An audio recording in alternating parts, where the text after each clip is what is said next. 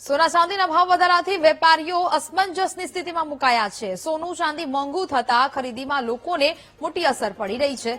સતત ભાવ વધારાને કારણે લોકોએ સોના ચાંદીની ખરીદીમાં ઘટાડો કર્યો છે।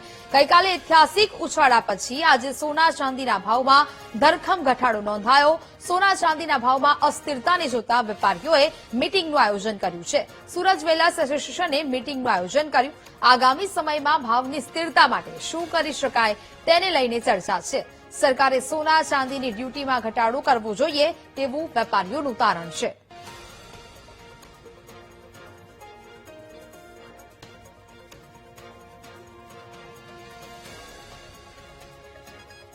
સમગ્ર દેશમાં સોના અને ચાંદીના જે રીતે ભાવ વધી રહ્યા છે અને રેકોર્ડ બ્રેક ભાવમાં વધારો થઈ રહ્યો છે તેને લઈને ગ્રાહકો પર પણ સીધી અસર પડી રહી છે। તો ગ્રાહકોના કારણે હવે સોના ચાંદી વેપારીઓ પણ ચિંતામાં મુકાયા છે અને અસમંજસ પરિસ્થિતિમાં મુકાયા છે। ત્યારે સુરત જ્વેલર્સ એસોસિએશન અને વેપારીઓ જે છે તે આજે એક મીટિંગ પણ બેઠક થઈ હતી અને સાથે મળીને આ બાબતે ચર્ચાઓ પણ થઈ છે કે આગામી દિવસોમાં કઈ રીતની આમાં કામગીરી કરી શકાય છે, સરકાર પાસે શું એવી આશા અપેક્ષા રાખી શકાય છે। એક તરફ આમાં બજેટ પણ આવી રહ્યું છે, ત્યારે આ તમામની વચ્ચે ગ્રાહકો જ્યારે નથી આવી રહ્યા, ગ્રાહકો સામે આવતા હોય છે ત્યારે કયા કયા પ્રકારની સમસ્યા આવતી હોય છે, પ્રશ્નો આવતા હોય છે, તે દરેક બાબતે અત્યારે ચર્ચા વિચારણા થઈ અને આપણી સાથે હોદ્દેદારો જોડાયા છે, વેપારીઓ જોડાયા છે, તેઓની સાથે વાત કરીશું।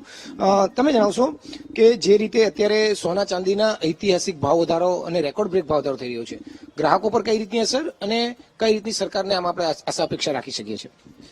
ખૂબ જ શોર્ટ સમયની અંદર સોનામાં ઘણો બધો ભાવ વધવાથી જેટલો ભાવ વધ્યો છે એટલી લોકોની જનરલી બાઇંગ કેપેસિટી ના વધી હોય એટલા માટે થોડું માર્કેટ દબાયેલું છે। લોકો વોલાટિલિટી પણ ઘણી છે એટલે લોકો અસમંજસમાં છે કે ભાવ વધશે ઘટશે, હજુ અહીંયાથી શું સ્ટેન્ડ લેશે, તો થોડુંક કસ્ટમર ફ્લો પણ ઓછો છે। તો આવા સમયની અંદર કદાચ સરકાર જો થોડો ડ્યુટીમાં ફાયદો આપે તો થોડા ભાવ પણ ઘટી શકે। એટલે અમારી પણ એવી ઈચ્છા છે કે સરકાર કંઈક આ બાબતે બજેટમાં વિચારણા કરી શકે।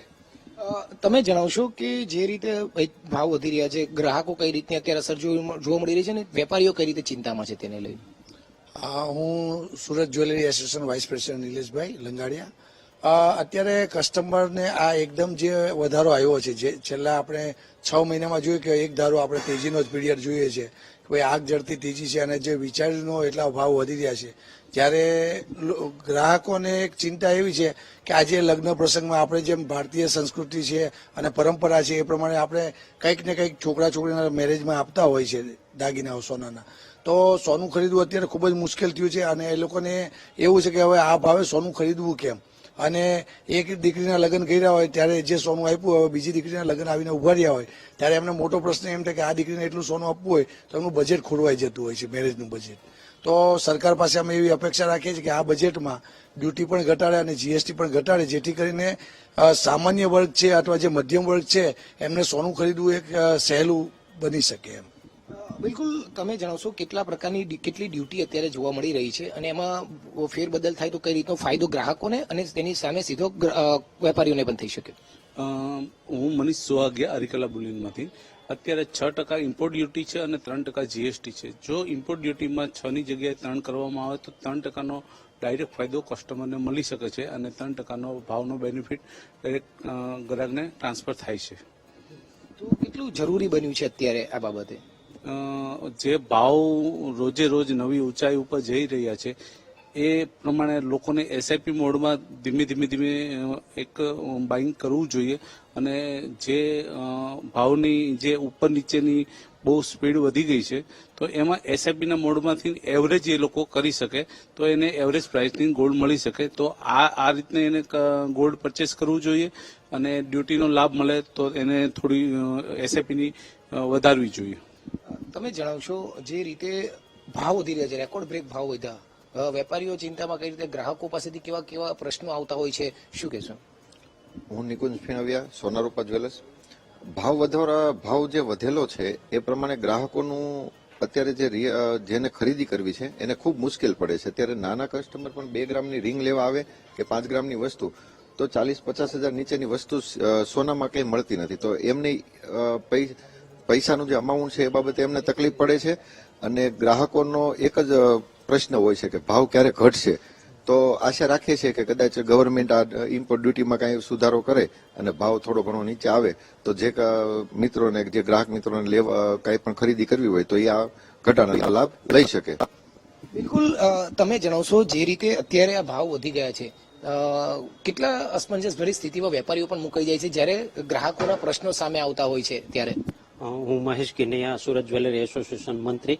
અત્યારે જે વધતા ભાવના લીધે ગ્રાહકોને ચિંતા છે કે અત્યારે ખરીદવું કે થોડો ટાઈમ વેઇટ કરવી, પણ અમારી ગ્રાહકોને એક જ રિક્વેસ્ટ છે કે જેટલું પણ એમની પાસે સગવડતા હોય ધીમે ધીમે ખરીદતા રહ્યો. આ ભાવ એવી વસ્તુ છે કે કોઈ ઘટવાનું અત્યારે જે નજીકના ફ્યુચરમાં દેખાતું નથી કે ભાવ ઘટશે, અને બધાને એમ જ છે કે અમારો પ્રસંગ નજીક આવે છે, અત્યારે અમારે લેવું કે ન લેવું. તો એના માટે એક જ ઓપ્શન છે, જેમ કે ધીમે જેટલું પણ એની પાસે સગવડતા હોય શોર્ટ પોઝિશનમાં લેતું રહેવું ધીમે.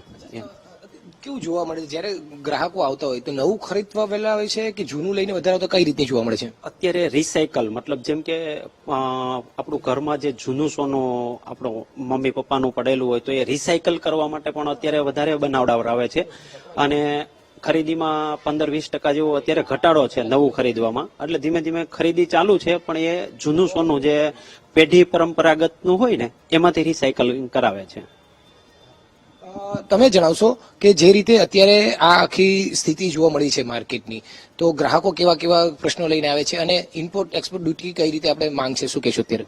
મારું નામ પારસ શાહ છે, સંભવનાથ ગોલ્ડ. અત્યારે માર્કેટમાં સ્થિતિ એવી થઈ છે કે કસ્ટમરોને રોજે રોજ ભાવ એટલા સ્પીડમાં વધે છે ને કે જેથી કરીને કસ્ટમર આજે ભાવ પૂછીને જાય તો બીજા દિવસે આવે ત્યારે એને ઘણો એક આંચકો લાગતો હોય છે. એટલે જેથી કરીને કસ્ટમર છે ને ઘણીવાર વિચારે છે કે ભાઈ આજે લઉં કાલે લઉં, પણ હું કસ્ટમરને એટલું કહીશ કે તમે જ્યારે પણ તમારી પાસે સગવડ હોય ત્યારે તમે જ્વેલરી લેતા રહો. અને ગવર્મેન્ટની એક અપીલ છે કે તમે જીએસટી દર કે તમારા ઇમ્પોર્ટ ડ્યુટીની અંદર થોડો ઘટાડો કરશો તો એ રાહત સીધો કસ્ટમરને મળશે, ન કે વેપારીઓને, જેથી ઇન્ડસ્ટ્રીને એક વેગ મળશે થોડો. બજેટ આવવાનું છે અને બજેટ કદાચ એમાં જાહેરાત થાય એવી અપેક્ષા કઈ રીતની જોવા મળી છે ડ્યુટીમાં?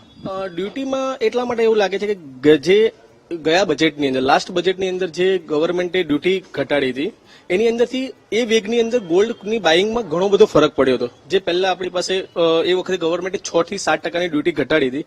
હવે જો એ પ્રમાણે થોડું બી ઘટે તો હજુ ઇન્ડસ્ટ્રીને વેગ મળે, કે જે ભાવના કારણે જે દબાઈ જાય છે થોડું ઘણું માર્કેટ, એના કરતાં થોડું એક ઇન્ડસ્ટ્રીને રોજગાર મળે, કારીગરોને રોજગાર મળે, એટલે એ પ્રમાણે થોડુંક ઇન્ડસ્ટ્રીને વેગ મળે. બિલકુલ. એટલે સુરતમાં તમામ વેપારીઓ જે હતા, જ્વેલર્સના વેપારીઓ છે, જ્વેલર્સ વેપારી એસોસિએશન હોદ્દેદારો છે, એક ચોક્કસથી ચિંતા છે કે જે રીતે ગ્રાહકોના પ્રશ્નો સામે આવી રહ્યા છે અને ઐતિહાસિક રીતે ભાવ વધારો સોના અને ચાંદીમાં રેકોર્ડ બ્રેક થઈ રહ્યો છે તેને લઈને ખૂબ જ ચિંતા વ્યાપી છે. હવે તેઓ સરકાર પાસે એક અપેક્ષા રાખી રહ્યા છે કે ઇમ્પોર્ટ ડ્યુટીમાં જે રીતે છે અને જીએસટીના દરમાં જે રીતે છે તેમાં ક્યાંક ઘટાડો કરવામાં આવે તો ચોક્કસથી ગ્રાહકોને તેઓ લાભ આપી શકે છે, સાથે તેઓને પણ તેનો સીધો લાભ મળી શકે છે. બીજી તરફ સરકારને પણ તેઓની તિજોરીમાં કોઈ જ નુકસાન ન પહોંચે તે પ્રકારનું કાર્ય થઈ શકે છે, જેને લઈને સરકાર સમક્ષ એ લોકો આ ડ્યુટીમાં ઘટાડો કરવાની આશા અપેક્ષા રાખી રહ્યા છે. અને આ જયારે બજેટ રજૂ થવા જઈ રહ્યું છે ત્યારે આ ખૂબ જ મોટી આશા અપેક્ષા તેઓને આ બજેટથી પણ જોવા મળી રહી છે. કેમેરામેન દેવેશ સોલંકી સાથે ધ્રુવ સોમપુરા, વીટીવી ન્યૂઝ, સુરત.